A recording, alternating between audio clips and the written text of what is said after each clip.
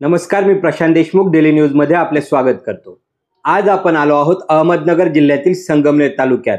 विधानसभेचा रणसंग्राम सुरू झालेला आहे आणि संगमनेरमध्ये नामदार बाळासाहेब थोरात असतील, शिवसेनेचे शिंदे गट शिवसेना अमोल खताळ असतील, त्यांच्याबरोबर अपक्ष उमेदवार दत्तात्रय ढगे यांनी देखील अर्ज कायम ठेवलेला आहे आणि आपल्या सोबत आज आहे दत्तात्रय ढगे। नमस्कार। नमस्कार। डेली न्यूजमध्ये आपलं स्वागत आहे। थँक्यू। संगमनेरची परंपरा आहे, संगमनेरमध्ये बाळासाहेब थोरात यांचा बालेकिल्ला समजला जातो। अशा संगमनेरमधून आपण उमेदवारी करतात, या उमेदवारी करण्याबद्दल काय सांगाल? का तुमची इच्छा झाली उमेदवारी करावी म्हणून? एकदम साधी सरळ सोपी गोष्ट आहे। गेले काही दिवस आपण बघत असाल ज्या पद्धतीनं थोरात आणि विखे एकमेकांना बद्दल बोलतायत, हे त्यांच्याबद्दल म्हणतात ते दहशत करतायत, ते म्हणतात हे दहशत करतायत, यांची मुलगी म्हणते ते राजकुमार, त्यांचा मुलगा म्हणतो ही राजकुमारी। म्हणजे यांनी ठरवून टाकलं हे राजे आहेत इथले, लोकशाही यांच्या डोक्यातच राहिलेली नाही। त्याच्या पलीकडे दमबाजी बघा। माझ्या बापाबद्दल काही बोलाल तर याद राखा, साहेबांबद्दल काही बोललं तर तिथंच गाडून टाकीन। अरे बाबांनो, या सगळ्या सर्वसामान्य माणसाचे प्रश्न कुठे आहेत? माझे प्रश्न कुठे आहेत? शेतकऱ्याचे प्रश्न कुठे आहेत? विद्यार्थ्यांचे प्रश्न कुठे आहेत? जनतेच्या आरोग्याचे प्रश्न गंभीर आहेत, ते कुठे आहेत? रोजगार नाही, शेतकऱ्यांच्या पोरांचे लग्न होत नाहीत, ते प्रश्न कुठे आहेत? दैनंदिन जगण्याचे मरण्याचे सर्वसामान्य माणसाचे प्रश्नच नाही आहेत। त्यामुळे मी माझ्या प्रश्नांसाठी सर्वसामान्य माणसांच्या वतीनं त्यांचा उमेदवार म्हणून माझी उमेदवारी आहे। एक विद्यार्थी चळवळीची पार्श्वभूमी तुमची आहे, विद्यार्थी नेता ते शेतकरी नेता, आणि यामधून अचानक राजकारणामध्ये उडी घ्यायची आणि या सगळ्या मातब्बर लोकांना हे करायचं। तुम्ही आता शिक्षणाचा विषय घेतला, आरोग्याचा विषय घेतला, समजा लोकांनी तुम्हाला निवडून दिलं, मत दिलं, तर आरक्षण किंवा शिक्षण असेल, आरोग्य असेल, पर्यावरण असेल, तुमचं काय विजन आहे या पाठीमागे? काय कराल तुम्ही? जे म्हणाल ना, अचानक काही उडी वगैरे घेतलेली नाही।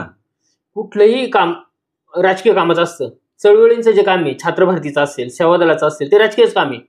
ते काम दबाव गटाचं काम आहे, म्हणजे सत्तेत असलेल्या लोकांवरती दबाव टाकून लोकांना आवश्यक असलेले निर्णय घ्यायला भाग पाडणं, आणि ते मी प्रचंड ताकदीने केलंय। मराठी शाळा राज्यातल्या बंद होणार होत्या, जवळजवळ 1350 शाळा विनोद तावडे बंद करणार होते। राज्यभर संघटनेच्या माध्यमातून आंदोलन केलं, लोकांपर्यंत गेलो, जनजागृती घडवून आणली आणि सरकारवरती असा दबाव तयार केला की सरकारला आपला तो निर्णय त्यावेळेस स्थगित करावा लागला। 950 शाळा त्यावेळेस वाचवल्या मी। त्यामुळे सत्तेच्या बाहेर राहून दबाव गटाच्या माध्यमातून ते राजकारण करतच होतो। हे एक उदाहरण झालं। अशा असंख्य गोष्टी केल्यात मी। इथल्या स्थानिक कॉलेजेसना विद्यार्थ्यांचे कोट्यवधी रुपये मागे द्यायला लावलेत। आताही निवडणुकीनंतर आता ही प्रक्रिया संपताच माझ्यासमोर एक नवीन मुद्दा आलाय की विद्यार्थ्यांकडनं जे गोरगरीब पोरं आहेत, ज्यांना कॉलेज रेग्युलर करता येत नाही, कधी बुडतं, तर ते कॉलेज बुडालं तर त्याच्या नावाखाली हे दंड आकारतायत आणि त्या गोरगरीब विद्यार्थ्यांची लूट करतायत। तर मी तातडीनं त्या विद्यार्थ्यांची होणारी ती लूट थांबवण्याचा आता विचार करतोय आणि ती मी नक्की थांबवेल। हा झाला विद्यार्थ्यांचा विषय। शेतकऱ्यांसाठी तुमचं काय विजन आहे? हे बघा, मुळात मीच शेतकरी कुटुंबातून येत असल्यामुळे लहानपणापासून मी जन्माला आल्यापासून शेती बघत आलोय। शेतकऱ्याच्या आयुष्यातले जगण्या मरण्यातले जे कष्ट आहेत ते सगळे मी बघितलेत, अनुभवलेत। लहान होतो मी, अगदी 5वी-6वीला असताना, म्हणजे डोक्यावरती ती किटली सुद्धा जड असायची प्रचंड, 10 लिटर जरी असली तरी ती माझ्या वयाच्या मनानं। ती किटली घेऊन पहाटेच्या अंधारात दोन्ही बाजूनं ऊस। आत्ताही जी जशी रात्रीच्या अंधारात बाहेर पडताना बिबट्यांची भीती, त्यावेळेसही बिबट्या वाघ अशी भीतीच होती। त्या भीतीच्या वातावरणात सुद्धा पहाटे अंधारातनं मी दूध घालायला जायचो। आणि ही मी माझी स्टोरी नाही सांगते, ही इथल्या ग्रामीण भागातल्या कष्टकऱ्याच्या प्रत्येकाची स्टोरी आहे। त्या सगळ्या कष्टांमधून पुढे शिक्षण घेत असताना शाळेत जायला चंद्रपुरी सारख्या गावात माझ्या घरापासून दररोज जायला 5 किलोमीटर, यायला 5 किलोमीटर, असं 10 किलोमीटर पायी प्रवास करायचो। त्याच्या पुढं महाविद्यालयीन जीवनात पण मला 1 वर्ष माझ्या आयुष्यातलं सोडून द्यावी लागली होती शाळा। शाळेत पैसे भरायला नसल्यामुळं वर्षभर काम करावं लागलं। त्यानंतर परत मी माझं शिक्षण पुढचं चालू केलं।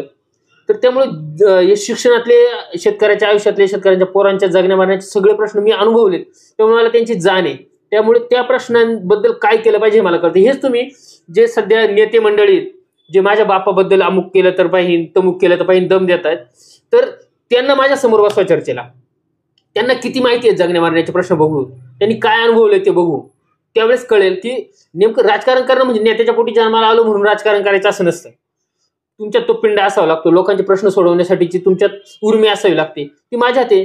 मग सामाजिक काम करताना सत्ता नसताना मी एवढं काही करू शकलोय, राज्याचं इतकं मोठं सरकार त्याला हलवू शकलोय, त्याला त्याचे निर्णय बदलायला भाग पाडू शकलोय.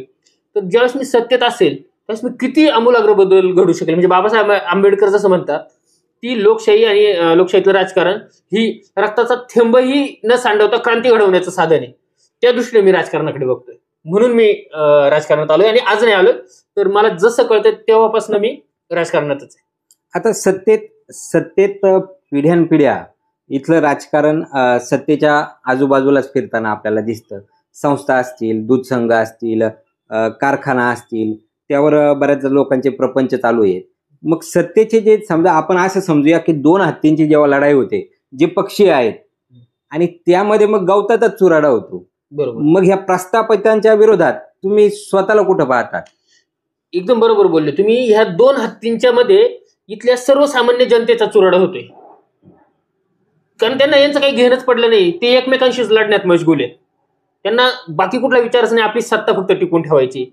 त्यामुळे हा जो सर्वसामान्य माणसाचा चुराडा होतोय, तर तो चुराडा नाही झाला पाहिजे ना, त्यासाठी कुणीतरी लढलं पाहिजे. त्या सर्वसामान्य माणसाचा आवाज म्हणून माझी उमेदवारी. आताच तुम्ही शेतीविषयी बोलले, तुम्ही स्वतः शेतकरी कुटुंबातून आला हे तुम्ही सांगितलं. समजा निवडून आल्यानंतर तुम्ही त्याच्यात काय बदल करणार आहे? प्रामुख्याने शेती हा प्रमुख व्यवसाय, मग तुमचं काय इंटरफेअर करून तुम्ही त्या शेतकऱ्यांचं जीवनमान कसं उंचावणार? काय तुमचे धोरण आहे? खूप साधे साधे छोटे प्रश्न आहेत की यांना सोडवता येऊ शकतात सहजासहजी. म्हणजे मी तुम्हाला जे सांगितलं, मी पाऊल वाटेनं दोन्ही उसांच्या मधनं दुधाची किटली डोक्यावर घेऊन जात होतो, आणि इथल्या गावागावातला तो प्रश्न आहे. मी सगळ्यात पहिल्यांदा प्रायोरिटीनं प्रत्येक शेतावरती शेतमाल वाहण्यासाठी गाडी पोहोचू शकेल असा रस्ता तयार करेल. रात्रीच्या वेळी अंधारात शेतकऱ्यांना शेतात जावं यावं लागतं, त्यामुळे त्या रस्त्यांवरती पहिले पथदिवे बसवेल. त्यानंतर सगळ्यात महत्वाचं जे शेती हे इतकं मोठं रोजगार निर्माण करण्याचं साधन आहे इथं. म्हणजे ज्या पूर्वसुरींनी कॉम्रेड दत्ता देशमुख असतील, दुर्वे नाना आहेत, खताळ पाटील आहेत, आणखी काही नाव आहेत, या लोकांनी ह्या संस्था उभ्या केल्या, आणि या संस्था उभ्या करताना इथल्या माणसाचं जीवन सुसह्य व्हावं असं होतं. तर त्यांनी त्या संस्था उभ्या केल्या, पण इथले जे प्रस्थापित आहेत त्यांनी त्या संस्था फक्त चावून खात राहिले, नव्यानं काही उभं नाही केलं, आणि हळूहळू मोडकळीकडेच चालल्यात त्या. म्हणजे तुम्ही जर इथल्या सहकारी संस्थांची पूर्वीची स्थिती बघितली आणि आजची स्थिती बघितली, प्रायव्हेट संस्था इथं का उभ्या राहू शकल्यात? कारण की इथल्या सहकारी संस्था आता मोडकळीच निघायला लागल्यात, आणि त्या मोडकळीच निघण्याचं कारण ह्या चावून खायचं काम चाललंय स्वतःच्या राजकारणासाठी. तर सगळ्यात पहिल्यांदा गाव तिथे फार्मर प्रोड्युसर कंपनी मी उभी करेल. त्या गावातले सगळे नागरिक त्या फार्मर प्रोड्युसर कंपनीचे सभासद असतील. गट शेतीला प्रोत्साहन देईल, त्यातनं खर्च कमी होईल उत्पन्नाचा. हे उत्पादित झालेला जो माल आहे त्यात मध्ये दलाली मोठी जाते शेतकऱ्यांची, तर तो माल थेट ग्राहकापर्यंत पोहोचवण्यासाठीची चेन संपून थेट उत्पादक ते ग्राहक असं नेटवर्क या फार्मर प्रोड्युसर कंपन्यांच्या माध्यमातून उभा करता येणं शक्य आहे. आणि गावागावात हे सगळं झाल्यामुळे प्रत्येक गावात नवे रोजगार उपलब्ध होतील. आज जी शेतकऱ्याच्या पोरांची गंभीर स्थिती, लग्न होत नाहीत ना, त्याचं मुख्य कारण हे की शेतकरी प्रचंड परिस्थिती आर्थिक वाईट आहे. शेतकरी सुद्धा पोरगी का नाही देत शेतकऱ्याला? कारण त्याला माहिती आहे, बाबा माझं आयुष्य इतकं कष्टात गेलं, माझ्या लेकीचं नाही गेलं पाहिजे. तिला कुठंतरी दोन पैसे व्यवस्थित त्या पोराच्या घरात आले, म्हणजे तिकडे पुण्या मुंबईत 15,000 काम करत असेल, राहत असेल, खाऊन जगत असेल ना, तरी ते सुखी त्याला वाटतं. कारण त्याला माहिती इथं मरमर मारावं लागतं आणि शेवटी शिल्लक काहीच राहत नाही. दिवसेंदिवस कर्जाचा डोंगर वाढत जातो, आणि एक दिवस उशिरा का होईना पण नको ती वेळ त्या शेतकऱ्यावरती येते. त्यामुळं स्थानिक पातळीवरती शेतीतनं जे रोजगाराच्या संधी आहेत त्या निर्माण करण्यासाठीचं जे काही सगळं करता येण्यासारखं आहे, म्हणजे छोटे छोटे फूड प्रोसेसिंग युनिट्स सुरू करणं शक्य आहे इथं.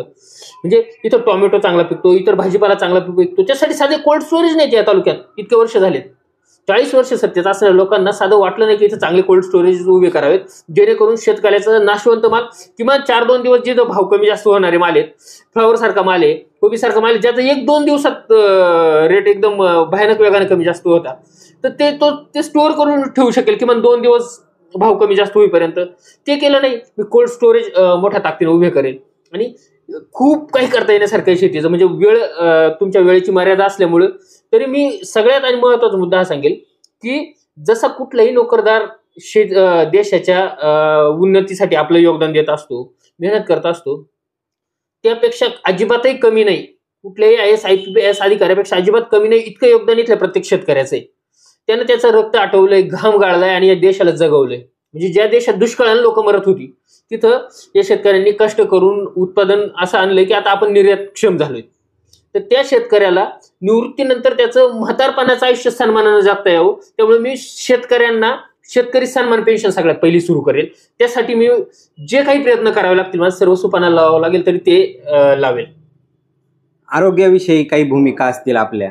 हो, खूप आहे. आरोग्याविषयी भूमिका काय, इतका मोठा तालुका आहे आणि इथं तुम्ही बघत असाल खासगी दवाखाने किती जोरात चालतायत. खासगी तेव्हाच इतकं जोरात चालतं ज्यावेळेस सरकारी कोलमडलेलं असतं आणि जाणीवपूर्वक इथल्या प्रस्थापितांचे हितसंबंध त्यात गुंतले, कारण त्यांचे स्वतःचे दवाखाने आहेत, हॉस्पिटल चालले पाहिजेत स्वतःचे. त्या दृष्टिकोनातून त्यांनी इथं सरकारी किंवा निमसरकारी सुद्धा मोठं काही उभं राहू दिलं नाही की ज्यातनं लोकांना त्यांच्या सोयीसुविधा आरोग्य मिळेल. मी प्रायोरिटीनं सगळ्यात पहिल्यांदा इथं उपजिल्हा रुग्णालय, माझं तर पहिली मागणी की इथं संगमनेर जिल्हा झाला पाहिजे, जिल्हाहून जिल्हा रुग्णालय इथं झालं पाहिजे. पण तोपर्यंत तातडीने उपजिल्हा रुग्णालय इथं आणेल. इथलं जे ग्रामीण रुग्णालय त्याची अवस्था सुधारेल. अगदी गंभीरातल्या गंभीर आजारावरती सुद्धा इथल्या माणसाला इथंच उपचार मिळाले पाहिजेत. त्याच्यासाठी पैसे नाही म्हणून कोणी मेला नाही पाहिजे. यासाठी जे काही करावं लागेल ते सगळ्या योजना करेल, त्या दवाखान्यात उपलब्ध करून देईल. पीएचसी आहेत आपल्याकडे गावोगाव, त्या पीएचसी मध्ये गोळ्या औषधं मिळत नाहीत वेळेवर लोकांना पाहिजे ते. त्या प्रत्येक पीएचसीत गरजेचे सगळे गोळ्या औषधं कसे उपलब्ध होतील त्या दृष्टीने मी काम करेल. इतकं जरी केलं ना तरी लोकांच्या जीवनात आमूलाग्र बदल होईल. खूप सगळ्यात जास्त पैसा आरोग्यावरती आणि शिक्षणावरती लोकांचा खर्च होतो. म्हणजे देशाच्या स्वातंत्र्यानंतर अनेक मातब्बर नेते संगमनेरला मिळाले आणि त्या तुलनेत अजूनही संगमनेर तालुका हा मागासच राहिला असं म्हणायचंय तुम्हाला? हे बघा, जे सुरुवातीच्या आरोग्य नसेल किंवा रोजगार नसेल या तुलनेत विचारतो. सांगतो मी अजिबात हवेत आरोप करायला मला आवडत नाही. नुसतं विरोधासाठी विरोध करणार. मी समाजवादी चळवळीतला कार्यकर्ता आहे. मला जे वास्तव आहे, जे समजतंय, दिसतंय डोळ्यांनी तेच बोलायला आवडतं. जे पूर्वसुरी आहेत, मी नावं घेतली अगोदर, कॉम्रेड दत्ता देशमुख असतील, त्याच्या अगोदर रोहन साहेब होते, BJ खताळ पाटील आहेत, दुर्वे नाना, म्हणजे ज्यांच्या विचारावरती मी ज्यांच्या विचाराचा वारस समजतोय स्वतः. तर या सगळ्या लोकांनी जे काही योगदान दिलंय, या ज्या संस्था उभ्या केल्यात, त्यातनं जे काही उभं झालं, त्यातनं इथं जी काही समृद्धी आली, इथल्या प्रामाणिकपणे व्यापार करणाऱ्या लोकांनी इथं जी काही समृद्धी आणली, इथली बाजारपेठ खोलवली, लांबून लांबून लोक इथल्या बाजारपेठेत येतात, त्यांचंही योगदान मोठं आहे. या सगळ्यांच्या योगदानातून हे जे काही उभं राहिलंय ते उभं राहिलंय. पण त्याच्यानंतर जे काही व्हायला हवं होतं, आणखी नव्यानं वेगानं पुढे जायला हवं होतं, ज्यांना आयतं मिळालंय त्यांना त्याची किंमत नसल्यामुळे ते फक्त आहे ते चालवत राहिले आणि ते मेलं नाही पाहिजे, आपणही मेलो नाही पाहिजे या दृष्टीने चालवत राहिले. नव्यानं ताकदीनं काही उभं राहिलं पाहिजे यासाठी काही केलं नाही. म्हणजे खरं सांगायचं तुम्हाला तर यांचं धोरणच असं राहिलं की लोक इथं रोजगारक्षम नाही झाले पाहिजेत, आर्थिकदृष्ट्या उन्नत नाही झाले पाहिजेत. तसं झालं तर आपल्या संस्थांमध्ये 8-10 हजार वेळी आयुष्य घालायला लोक मिळणार नाही. ते मिळाले नाही तर आपला प्रचार कोण करेल, आपल्याला दबावात ठेवून आपली यंत्रणा कशी राबवता येईल.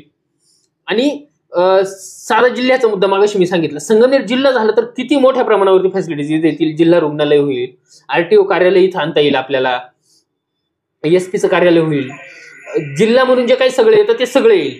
मोठ्या प्रमाणावर रोजगार निर्माण होतील, इथली बाजारपेठ आणखी फुलेल. जिल्ह्याचं ठिकाण नसल्यामुळे छोट्या छोट्या गोष्टींसाठी त्या नगरला जावं लागतं 100 किलोमीटर. म्हणजे आपलाच विचार सोडा, अकोले तालुक्यातल्या टोकाच्या त्या बिचाऱ्या आदिवासी माणसाला, ज्याला अकोल्यात येता येता त्याच्या नाकात दम येतो, त्याला जिल्ह्याच्या ठिकाणी जायचं म्हणजे 2 दिवस मोडावे लागतात, जाणंच होत नाही. बिचाऱ्याला कितीतरी गोष्टींपासून वंचित राहावं लागतं. तर हा प्रश्न इथल्या आदिवासी गोर गरीब लोकांचा आहे की हा जिल्हा होणं किती तातडीनं गरजेचं आहे. जिल्हा झाला तर रोजगार वाढतील. त्याच्या पलीकडे तुम्ही जे म्हणाल की विकास झालाच नाही, यांनी साधी एक MIDC येऊ दिली नाही. इथं एक औद्योगिक सहकारी संस्था केली, तीही स्वतःच्या ताब्यात ठेवली, स्वतःच्या ताब्याच्या बाहेर जायला नको. एक MIDC चांगली आली असती. इतका दुष्काळी पट्टा आहे तळेगावचा, म्हणजे नदीचा पट्टा समज, म्हणजे जे समृद्धीबद्दलच्या गप्पा मारतो ना आपण, ती थोडीशी समृद्धी नदीच्या पट्ट्यात आहे. हा नदीचा पट्टा सोडला तर प्रचंड दुष्काळ आहे ना. तळेगाव भाग असेल, पठार भाग असेल, यांनी फक्त निवडण्याच्या पाण्यावर राजकारण केलं. पण त्याच्या पलीकडं ह्या भागात MIDC आणता आली असती, मोठ्या प्रमाणावर स्थानिक पातळीवरती रोजगार निर्माण झाले असते, कौशल्याधारित रोजगार मिळाला असता, IT हब्स आणता आले असते. म्हणजे जसं गावागावात फार्मर प्रोड्युसर कंपन्यांच्या माध्यमातून, प्रक्रिया कंपन्यांच्या माध्यमातून रोजगार निर्माण करता आले असते, तसेच IT हब आणून जे सुशिक्षित तरुण आहेत त्यांना रोजगार देता आला असता. त्या दृष्टिकोनात त्यांनी काहीच नाही केलं, कारण की यांना नकोच होतं ते. यांना यांचे गुलाम राहिलेले लोक पाहिजेत, जे हे सांगतील, यांच्या फेकलेल्या तुकड्यावर जगतील असे लोक पाहिजेत. यासाठी सगळं राबवलं गेलं. मी हे जे सांगतोय तुम्हाला हे करता आलं असतं तर हे मी नक्की करेल, जर उद्या भविष्यात ज्यावेळी माझ्या हातात इथली सत्ता येईल किंवा इथं सत्तेत असणारे लोक माझ्या विचाराचे असतील म्हणजे माझी ही लढाई याच्यासाठी नाही मला आमदार व्हायचंय किंवा मला खासदार व्हायचंय किंवा मला काहीतरी झडपी व्हायचंय. ही लढाई मी जो विचार करत आलो, जगत आलो, तो विचार पुढे नेण्यासाठीची लढाई आहे माझ्या दृष्टिकोनातनं. बरं, हे होते आपल्याबरोबर तरुण तळपदार अपक्ष उमेदवार दत्तात्रय ढगे.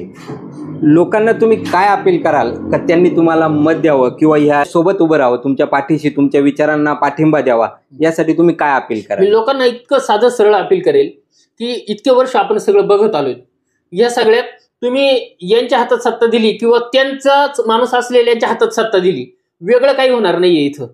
हे दोघंही एकच आहेत, अजिबात वेगळे नाहीत. ते असोत किंवा त्यांचा कुणीतरी माणूस असेल तर तोही त्यांच्या इशाऱ्याने चालणार असणार आहे. त्यामुळं सर्वसामान्य माणसाच्या प्रश्नांची ज्याला खरंच जाण आहे, ज्याने अनुभवलं आयुष्यात, जगलाय, तो माझ्यासारखा उमेदवार आपण निवडून दिला पाहिजे. आणि मला खात्री वाटते की इथल्या ज्या लोकांनी ह्या प्रस्थापितांच्या विरोधात आयुष्यात कधी मतदान केलेलं नाही, ज्यांना आज काहीतरी आघाड्या झाल्यात म्हणून त्यांच्यासाठी फिरावं लागते, तर ते लोक त्यांना मतदान नाही करणार याची मला खात्री. त्यांच्यासाठी मी पर्याय असं मला वाटतंय. कारण हे लोक भाजपला पण मतदान नाही करणार आहेत, भाजप पुरस्कृत शिंदे सेनेच्या माणसालाही मतदान नाही करणार आहेत. हे लोक शोधत होते पर्याय काय, तर त्या सगळ्यांसाठीचा पर्याय मी आहे. आणि मला असा विश्वास वाटतो की आजच ह्या निवडणुकीत काय होईल मला माहित नाही, पण आजचं तुमचं एक मत जे आहे ते एक मत याच्यावर लोकांचा विश्वास जागा ठेवेल. किती अंधार आजूबाजूला असला तरी कुठेतरी पंथी लावता येते, त्या पंथीचा उजेड, जगात उजेड येऊ शकतो, याच्यावरती लोकांचा विश्वास जागता ठेवतो.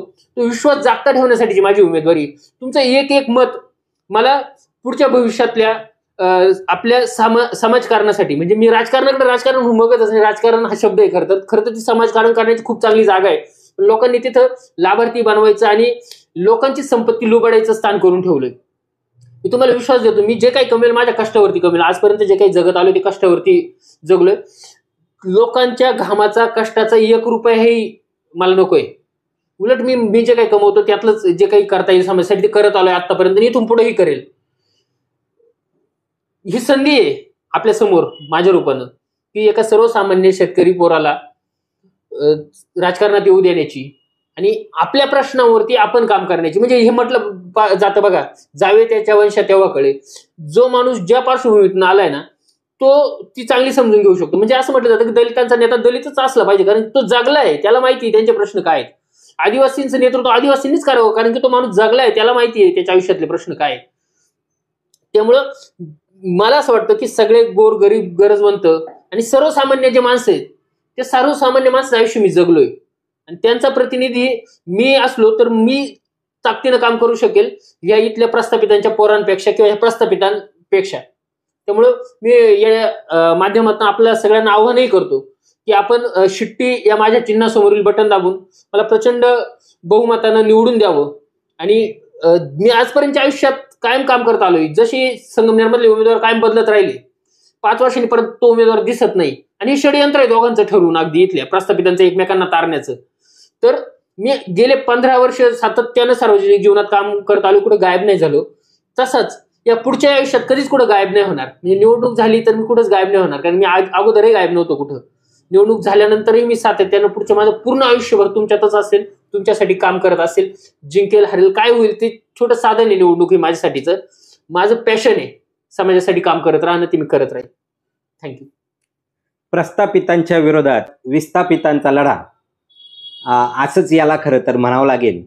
आपण निवडणुकीच्या माध्यमातून, डेली न्यूजच्या माध्यमातून निवडणुकीचे सगळे प्रश्न, शेतकऱ्यांचा आवाज, कामगारांचा आवाज आपल्यापर्यंत पोहोचवण्याचा प्रामाणिक प्रयत्न करत आहोत. अजूनही कोणी चॅनल सबस्क्राईब केलं नसेल तर आजच सबस्क्राईब करा डेली न्यूज. धन्यवाद.